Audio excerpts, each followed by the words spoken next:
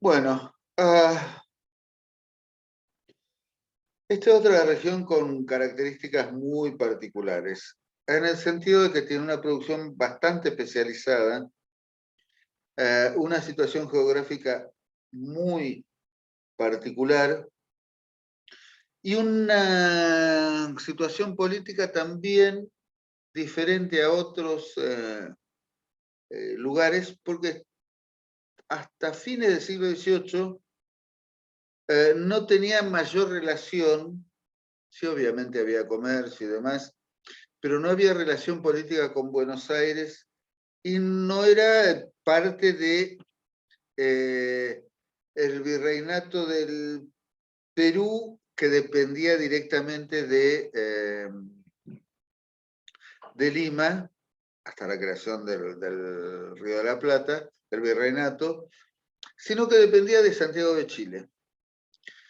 Y es muy interesante eso, porque muchas veces uno imagina, en medio de las comodidades del siglo XX, del siglo XXI, que la cordillera es una frontera infranqueable, y no lo era ni para los pueblos originarios ni para los conquistadores y españoles. El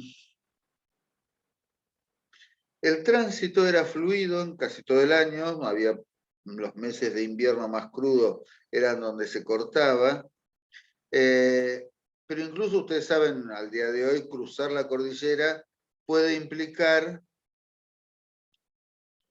un desafío muy grande porque en algún momento, en época que no es de nevada, viene un viento blanco, una tormenta, pero los arreos, digo, ustedes son licenciados o futuros licenciados en folclore, las canciones como Dos puntas tiene el camino y en las dos alguien me aguarda, demuestra que permanentemente esa ida y vuelta, esa comunicación era vigente. Y gran parte de la idiosincrasia de los pueblos cuyanos, su modo de hablar, la tonada con sus diferencias, obviamente, sobre todo San Juan y Mendoza, están emparentadas con el habla, el modo de hablar habitual de Chile. Vuelvo a decir, no es lo mismo un chileno hablando o una chilena que un mendocino o que un sanjuanino, porque incluso entre estos sitios hay diferencias, pero esa comunidad cultural del habla, la entonación del modo de hablar el castellano, los hace muy particulares. En los pasos incluso más altos, como el de Uspallata, que es el más directo entre Santiago y Mendoza, las alturas a las que hay que llegar son muy importantes. Piense que pase ahí está el Aconcagua. Pero es muy interesante porque muy pronto se estableció esa comunicación fluida y para evitar incluso las tormentas sorpresivas, un ataque de viento blanco, una cosa así,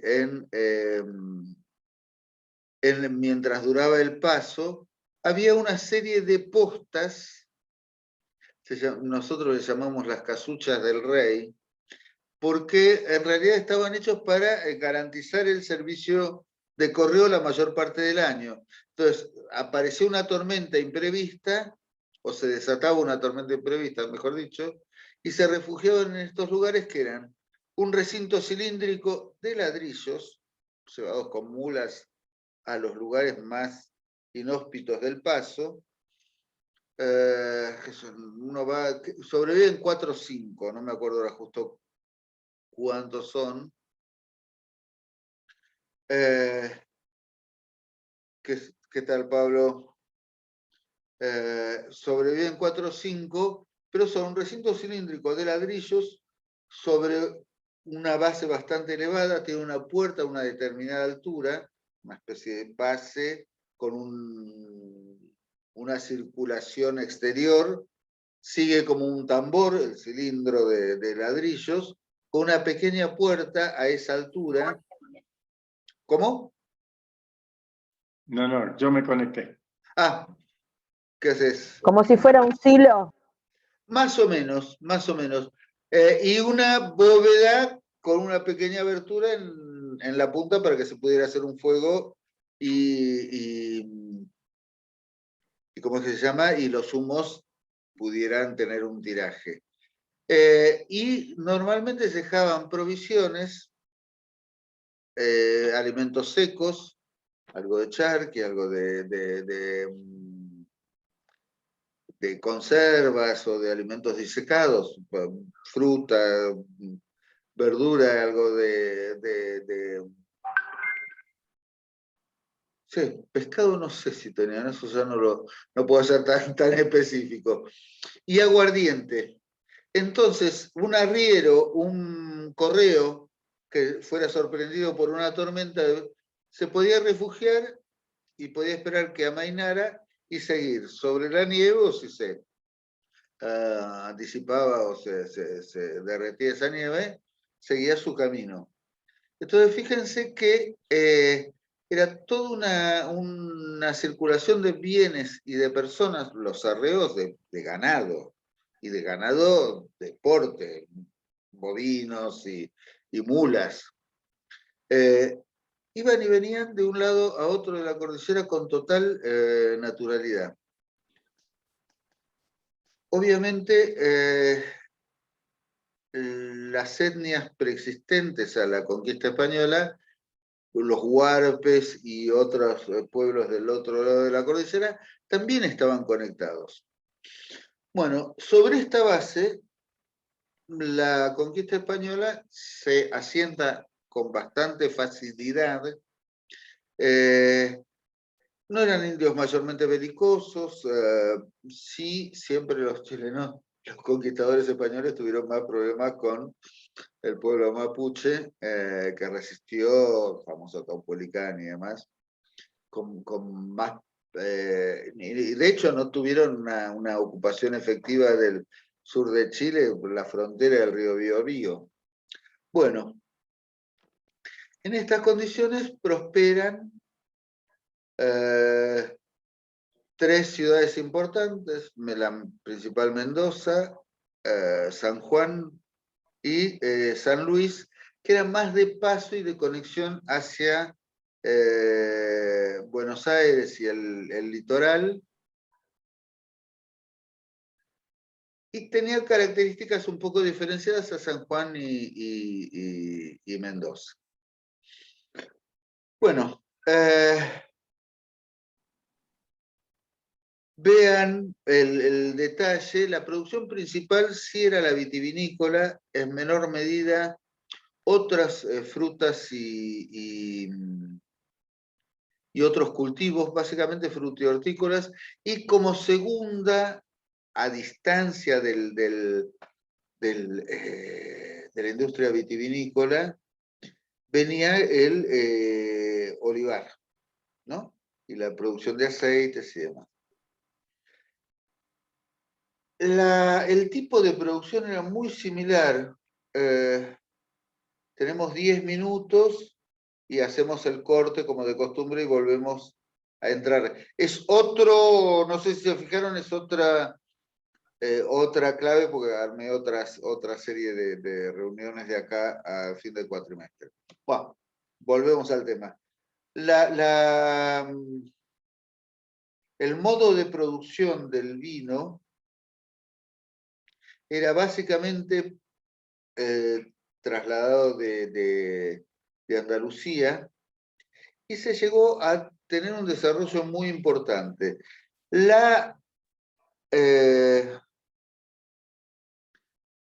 esta zona es fundamental el riego artificial, y y también los colonos españoles de esta zona, los conquistadores traían una experiencia de la península.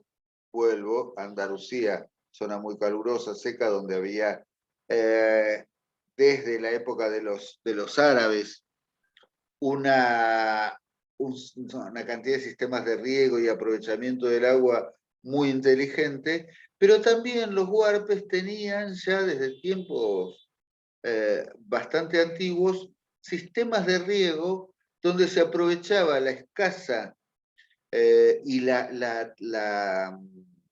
piensen que la distribución y la disponibilidad de agua depende mucho de las estaciones, porque cuando nieva obviamente no hay prácticamente agua, porque toda está congelada en la montaña, y empieza a circular con el deshielo, y hay que hacer algunos reservorios para poder aprovecharla la mayor cantidad de tiempo posible.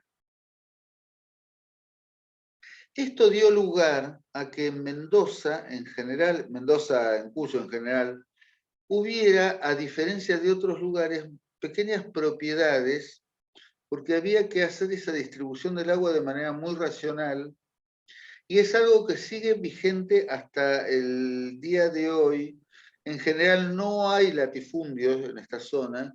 Las fincas, que es el nombre que se le da a las propiedades rurales, son relativamente pequeñas, son unidades de producción no de grandísima escala, y si bien predominan la vid, hay olivares, hay otros frutales, y hasta bastante avanzado el siglo XIX, era la zona productora de trigo por excelencia. El maíz se producía más al norte, pero el trigo se producía en los valles andinos, donde había riego y donde había también, cosa que no sucedía en en la zona pampeana, en el Río de la Plata. Buenos Aires, que era posibilidad de cercar y de diferenciar el lugar donde estaba el ganado y el lugar donde estaba el cultivo. En la provincia de Buenos Aires, prácticamente hasta que no llegue el alambrado, producción industrial, siglo XIX, era muy difícil conservar, tener el ganado cercado y, y los cultivos protegidos. Entonces había árboles, había huertas de muy pequeña escala y muy cercanas a las viviendas. Cosa que acá se podía distribuir mejor. Fíjense cómo es más o menos, los que conocen Mendoza se ubicarán, este es el canal Guaymallén, por acá transcurre la avenida San Martín actual, el límite hacia el oeste era la avenida San Martín de la vieja ciudad de Mendoza, y el límite hacia el este era el canal Guaymallén, que es una vieja acequia, un viejo canal, y de ahí, y desde el oeste, que bajaban la mayoría de las aguas, se iba distribuyendo, y era, vuelvo a esto, fundamental definir las parcelas para poder ir distribuyendo el agua racionalmente, cosa que se sigue haciendo aún en la periferia de Mendoza, obviamente cada vez menos, que son zonas vitivinícolas de Godoy Cruz, de Luján de Cuyo, o incluso de Las Heras, que es hacia el norte está para allá, allá está el este, y para este lado de la cordillera, se sigue distribuyendo el agua con un criterio similar, con pequeñas compuertas para que vaya tal predio de tal hora a tal hora, tal predio de tal hora a tal hora, y había incluso tasas para poder pagar todo el servicio de canalización y de distribución de agua. Entonces, así Perdón, Eduardo. sí. ¿De qué año es el mapa este? Porque no se le da para leer. Es aproximadamente de fines de la época española. Y teóricamente me parece que justo, porque la O flechita principios señala... no me acuerdo ahora, mirá. Pero igual la flechita señala el norte. No, el área urbana. Está señalando el área urbana. No, esa, las dos, que es el este. ¿Ves? Donde está la manito ahora. Claro, por el norte, porque ahí están las montañitas, ahí al costado. Sí, perdonen, Sí. me desorienté. Sí. O El sea, norte el canal debe ser derecha. este. Tiene que ser este, y la avenida San Martín esta otra, la de arriba, perdonen. No. Sí, o sea, esto sería el departamento de Guaymallén, esto Las Heras y esto Godoy Cruz, perdón. Sí. Y para allá Luján de Cuyo.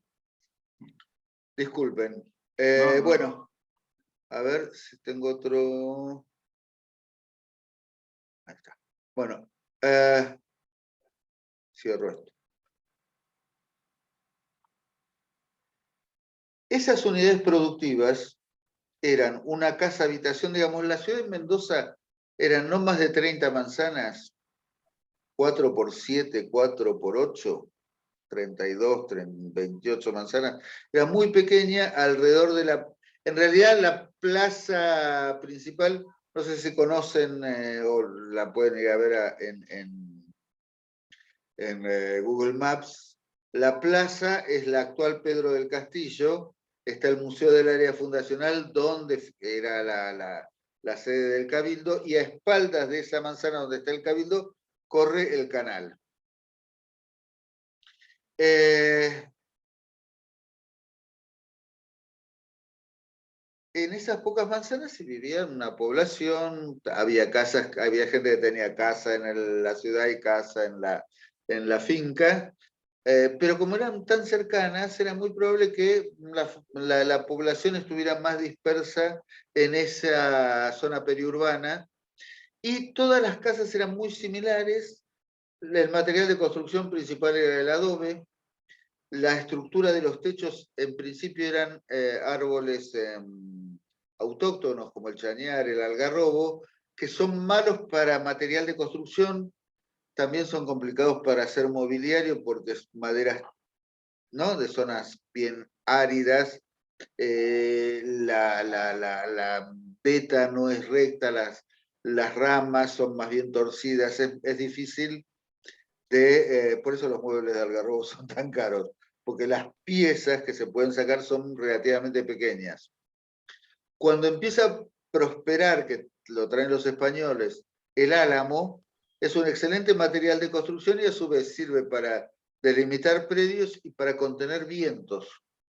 También se sigue usando mucho más al sur cuando se conquista la Patagonia, en el Alto Valle del Río Negro y en otros lugares de la Patagonia van a ver siempre las propiedades rurales y las periferias urbanas con mucha plantación de álamo. El álamo tiene un tronco muy recto, el álamo carolino piramidal, tiene un tronco muy recto. El piramidal es para los vientos, ¿no? Claro. Vieron que son puro tronco y ramitas finitas. Y aproximándose unos a otros, generan una barrera contra el viento que es muy eficaz. Y en la Patagonia es más necesario todavía y se siguen usando. Las plantaciones de manzanas, de frutales del Alto Valle del Río Negro, bueno, ahora están en crisis todas esas producciones, pero hasta muy avanzado el siglo XX, se seguían plantando. Y como material de construcción, el rollizo de álamo es muy recto, es muy fácil de trabajar, pues es una madera dura, pero no tanto, y sobre todo no hay que